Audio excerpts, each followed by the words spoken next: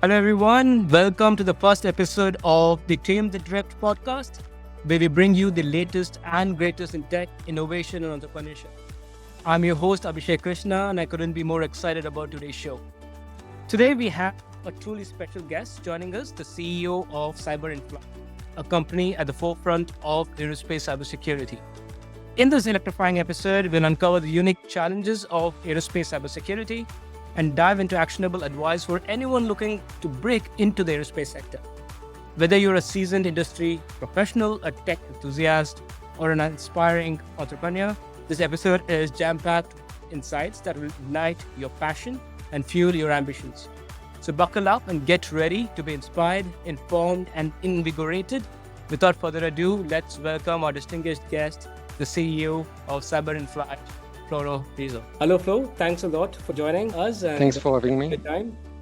Can you tell our listeners a bit about Cyber Inflight and what your company does? Sure. So thanks, Abhi, for having me on your podcast. It's a pleasure to have this discussion with you.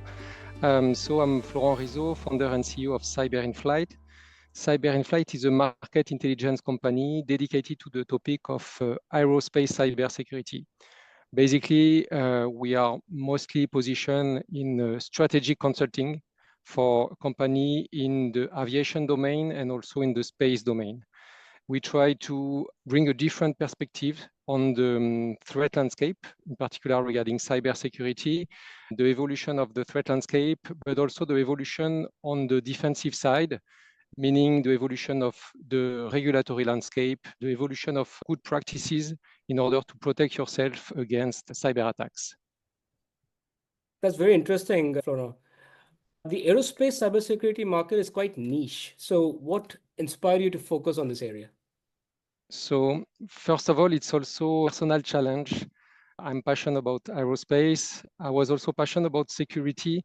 I started my career as a security engineer, and then I evolved in the aviation domain. I was a software engineer in the aviation domain.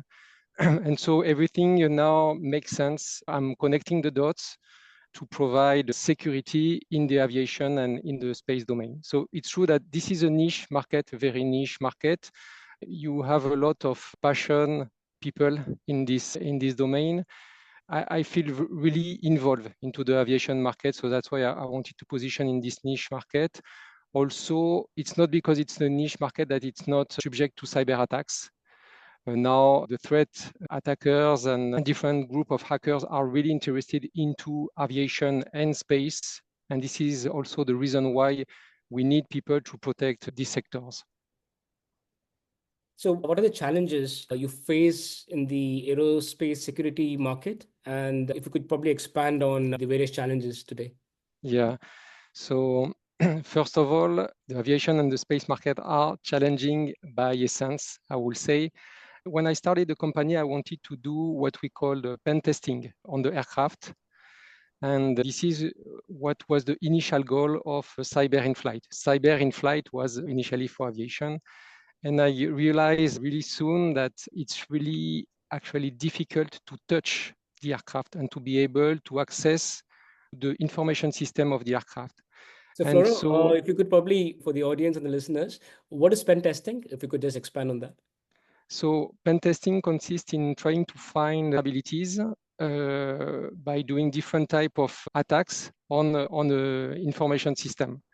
So you can have different type of pen testing. You can, I would say, have physical pen testing. You could try to enter a building, enter an aircraft, access to a physical room, but you can also have some, I would say, digital pen testing, testing some protocols, testing some specific packets to see if you can disrupt the system.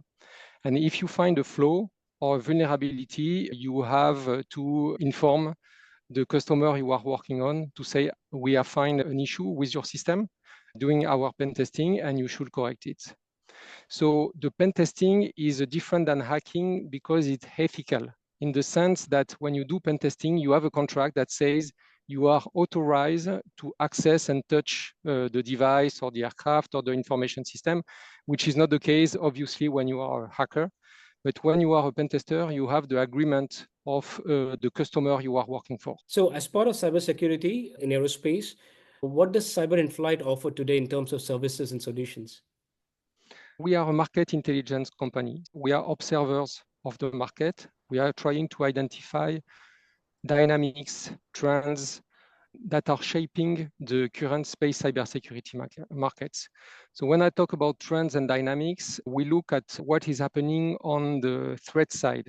So we go through the Telegram accounts, through the Twitter accounts. We do a little bit of OSINT, so open source intelligence on the dark web also, and we try to understand where the threat landscape is going and what they are doing. This way, we try to have a good view on the type of attacks that are being done, the way they are being done, what we call the TTPs, the test, tactic, and procedures that are used by the threat landscape. And we try to give this information to our customers. Also, we try to have a view on, as a market intelligence company, on the evolution of the market. So we try to identify information about the existing products, the existing services, also the new companies around the block that are providing cybersecurity solutions in the space and aerospace cybersecurity domain.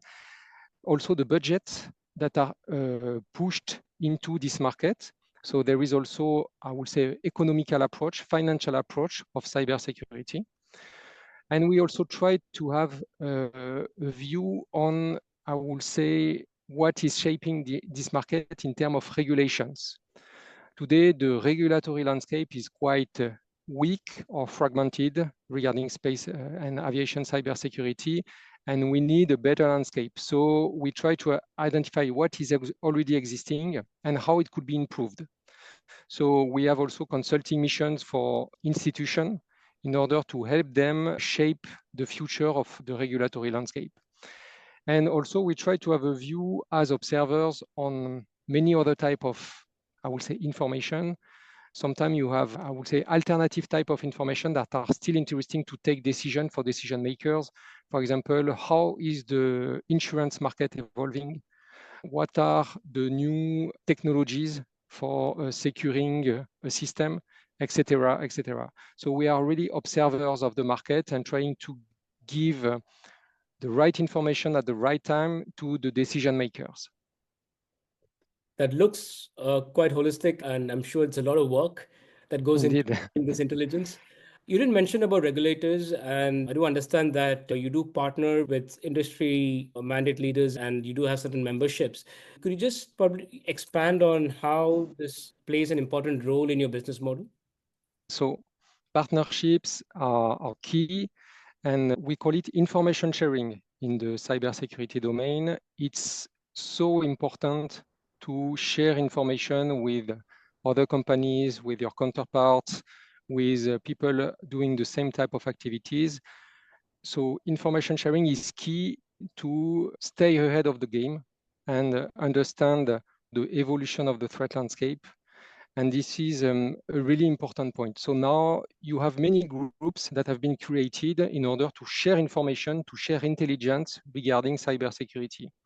So you have groups such as CERT, Computer Emergency Response Team, that are mainly dedicated for sharing technical information or more technical information, what we call IOC, indicator of compromission, and you share also example of vulnerabilities, etc. And you have also more holistic and global type of information sharing, such as ISACs, Information Sharing and Analysis Centers. And these ISACs are a way to share information with the industry, with the government, with regulatory entities, with also small and medium entities regarding cybersecurity. Today, we have two main ISACs regarding space. We have one ISAC in aviation. So we have the Aviation ISAC, which is an existing instance for sharing information for aviation stakeholders. We have also the Space ISAC. It's an entity which was created, I would say, in the US, but this entity gathers companies all over the world. And recently, Europe, so the European Commission, with the support of EUSPA, the European Space Program Agency, has just created the European Space ISAC. So it's the counterpart of the US Space ISAC. And this group will support information sharing in the European ecosystem. It's true that today we have, I would say, different approaches regarding cybersecurity and regarding information sharing. We have different visions, strategic visions. I would say there is the American one, we have the European one, and we have the rest of the world, in particular Asia, Russia, etc. And so we need a strong ecosystem and we need more partnerships to be able to sustain the increasing level of cyber attacks. We tend to say that the level of maturity in terms of cybersecurity of a sector, of a domain, is proportional to the quality of information sharing. So information sharing is definitely key. It's a key success factor for companies willing to thrive in the cybersecurity domain in a specific sector. Maybe to expand a little bit on that regarding ISACs, Information Sharing and Analysis Center, you have ISACs in many domains. You have ISAC for financial sector, an ISAC for the health sector. You have an ISAC for the water management sector. You have many different types of ISACs depending on the needs of the sector. Mm-hmm. In Europe, you have also entities, European entities such as ENISA, which is the security agency for Europe, managing most of the discussion and gathering most of the information regarding the different European ISACs.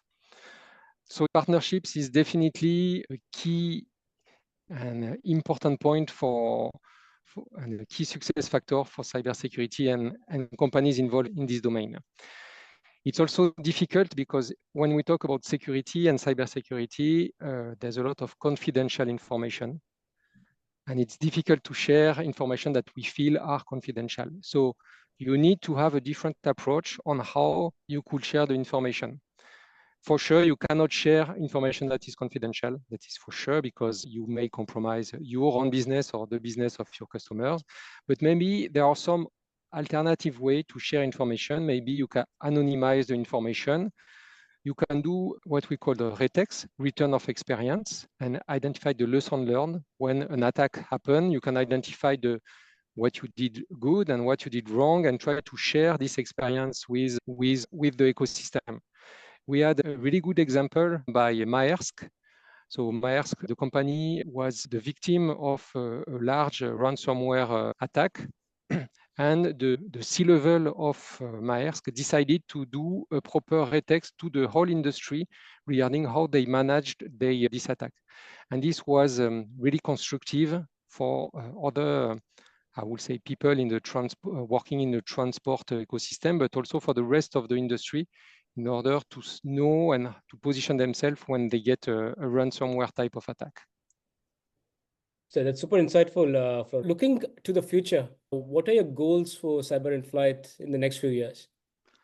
So the goals for CyberInflight, that's a good question, Abhi.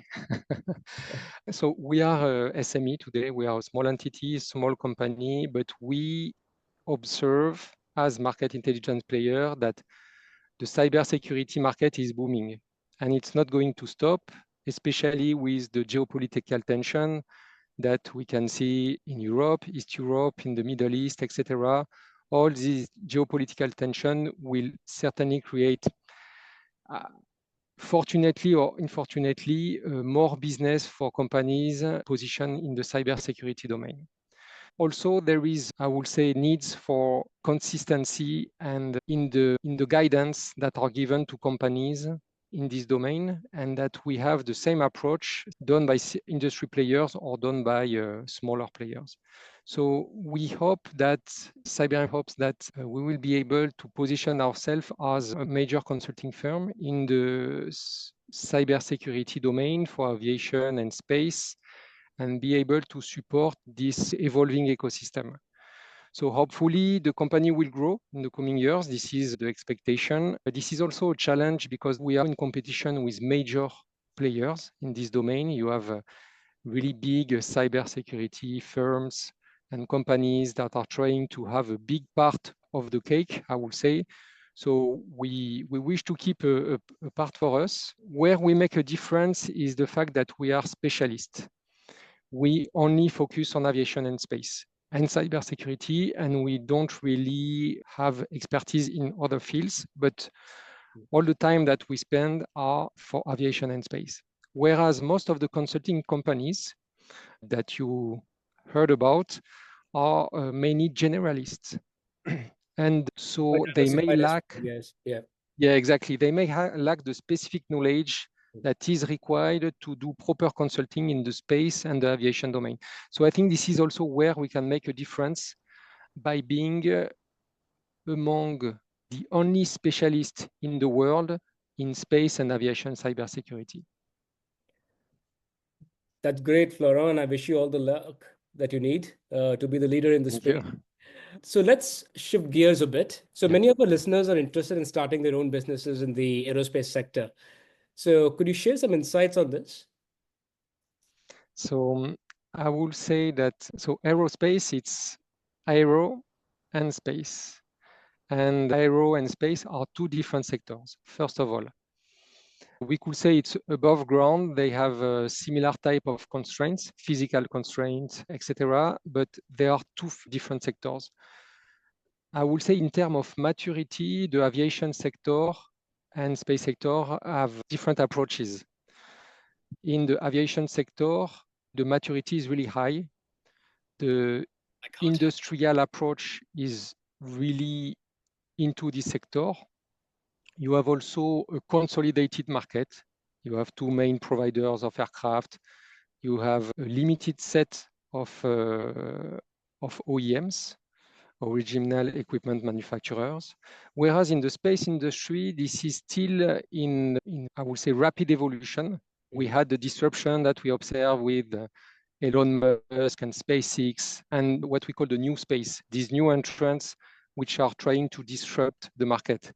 And they disrupt the market from many different perspectives, the launch segment, the space segment, the communication and telecommunication segment. So we have a lot of disruption in the space sector, and this is a little bit different in the aviation sector. So I will say that the approach that you have to take when you want to enter in aviation, or the approach that you have to take when you want to enter in the space business, is totally different. The example for us is that I started as a Cyber Inflight, so I was mainly focusing on aviation. Today, I'm mainly focusing in space because it was, I think, easier for a new entrant to enter the space market than the aviation market. Also, when I started the company in 2019, the year after, it was the COVID pandemic, and it became really difficult to thrive in the aviation sector, where because all the aircraft were grounded, etc. Whereas in the space was not that much affected, I would say, by the COVID pandemic. So you have to also keep in mind the external factors that could influence your business. Of course, no one can expect a pandemic, but this is what happened. So I would say the approach are really different between space and aviation. That's clear. Do you see countries today trying to motivate young entrepreneurs to enter the sector easily? Are there certain work packages that helps entrepreneurs to kickstart in this domain? So I can talk about France for sure. I think there are many countries today trying to develop the cybersecurity solutions, especially in Europe. So you can have grants to develop cybersecurity solutions, not necessarily in the aviation or the space domain, but at least try to be cybersecurity oriented. In France, so we are French, we complain a lot about our government, how we are.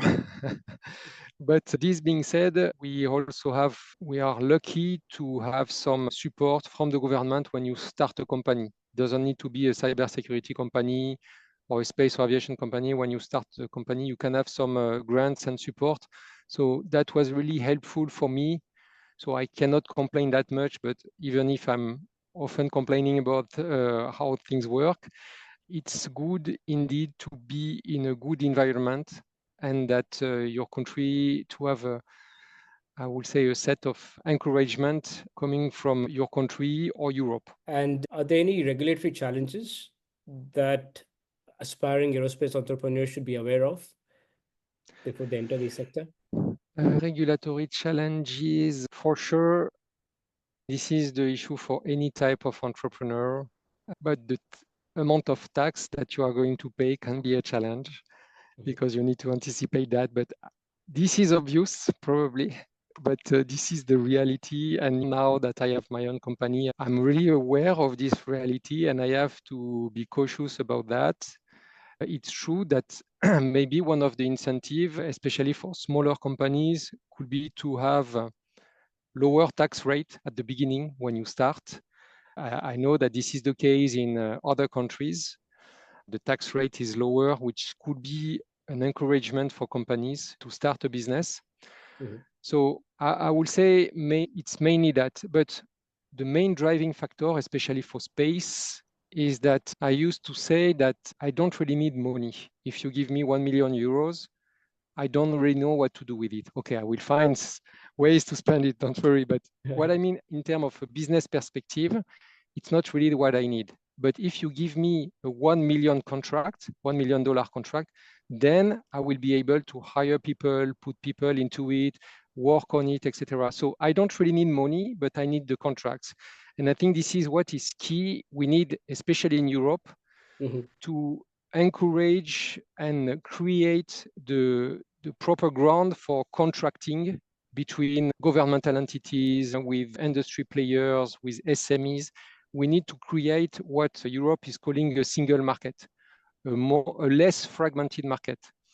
So I think the money is not the most important part. It's the fact that an ecosystem is able to create contracts. That's very interesting because my next question was around what advice would you have for securing funding? From your point of view, do you think that this requires a change in mindset among investors and venture capitalists who are investing in the space?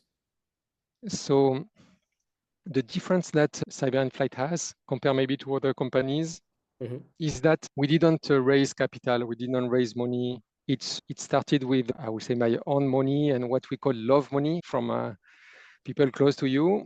But this is how it started. And in order to test the business model, and for a lot of companies, I will say, you don't need that much money to start. You need few computers, motivated spirits, and a lot of time and willingness. And you don't need that much money, I will say. But I know that the startup ecosystem is a little bit different than that, but there's a lot of businesses that you can do without initial need of money.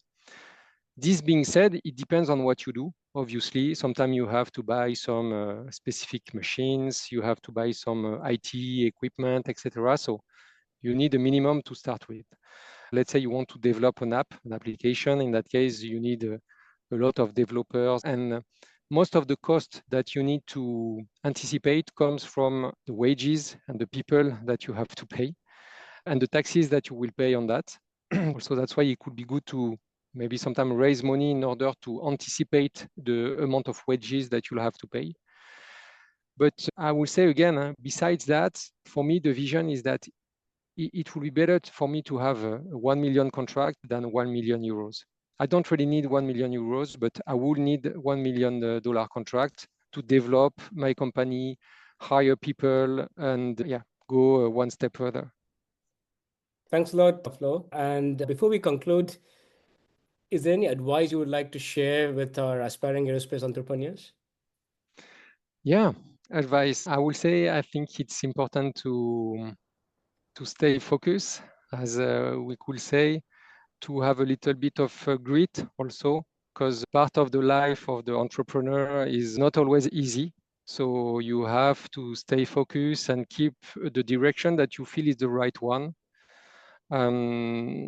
Also, I think nowadays we have less risks in terms of that we may have 20 or 30 years ago.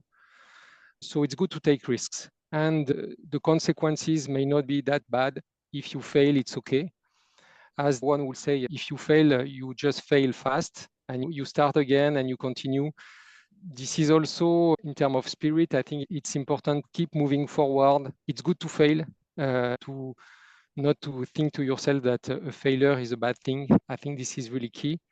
And things will come to you ultimately the opportunity will come and things will work on. Sounds great and motivating, Florent. I always like to end the podcast with a rapid fire round. So here Okay. are a few questions. Are you ready for it? Yeah, sure.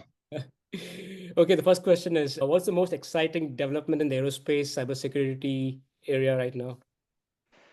I think right now, what is really exciting is everything that is related to electronic warfare in space and new type of technologies related to electronic interferences and how to stop jamming and spoofing technologies. Nice. And the biggest challenge you've faced as a CEO of Cyber Inflight? I think it is the human challenge. When you work with your own employees, the company a different way, and now you have to manage people properly, motivate them, and this is not an easy task. Your favorite book on technology or business? Favorite book? There is a book from Simon Sight on secret codes that is really good. It starts from the code that were used in ancient Rome until today. So it's a really interesting book. One word to describe the future of aerospace. Um, how could I say? Encouraging. Yes. What's your go-to productivity tool or app? I like to switch everything off and do what we call the Pomodoro method. So I switch off my emails, my phone, and everything. So I'm just focusing on what I have to do for 20 minutes, and nothing can disrupt me when I do that. Very traditional, Yeah, huh? but Best it's working. That's good. Best way to stay updated on the cybersecurity trends today. It's a challenge. It's a challenge. The best way is to subscribe to CyberInflight weekly watch on the cybersecurity, of course. CEO turned salesman. Yeah, exactly. One thing you wish you knew before starting Cyber Inflight? There is one thing I did not know, and I think I should have known it. Before starting your business, you should have at least one customer. Find a customer that is ready to buy, and when you have the customer, you start your business. Most rewarding part of your job? I think it's freedom. The fact that you have a lot of freedom and you can decide what you are going to do during this day, this week, and this year. And if you could have dinner with any tech innovator, dead or alive, who would it be? Oh, tech innovator. I think I will be curious to have a discussion with Steve Jobs. I think he has the technological approach, but also philosophical approach of managing people. So I know that he was a tough manager, but I would be interesting to discuss with him about his managing methods. That's nice. And that brings us to the end of this exciting episode of the Tame the Drift.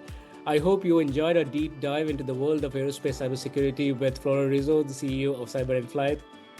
We have covered everything from the unique challenges in the industry to practical advice for aspiring entrepreneurs. And I hope you found it as insightful and inspiring as I did. Florent, thank you so much for joining us today. Thank you so much. It's been an absolute pleasure having you on the show. That was great. Thank you very much. Any final words, Florent? No, I'm happy to be part of this podcast, and I'm really excited to hear the other participants and the other interviews. And if you want to learn more about Cyber Inflight and their groundbreaking work in aerospace cybersecurity, be sure to visit their website and follow them on LinkedIn. Until next time, stay curious, stay innovative, and keep pushing the boundaries of what's possible. Let's tame the drift. Signing off. Have a great day, everyone. Thank you.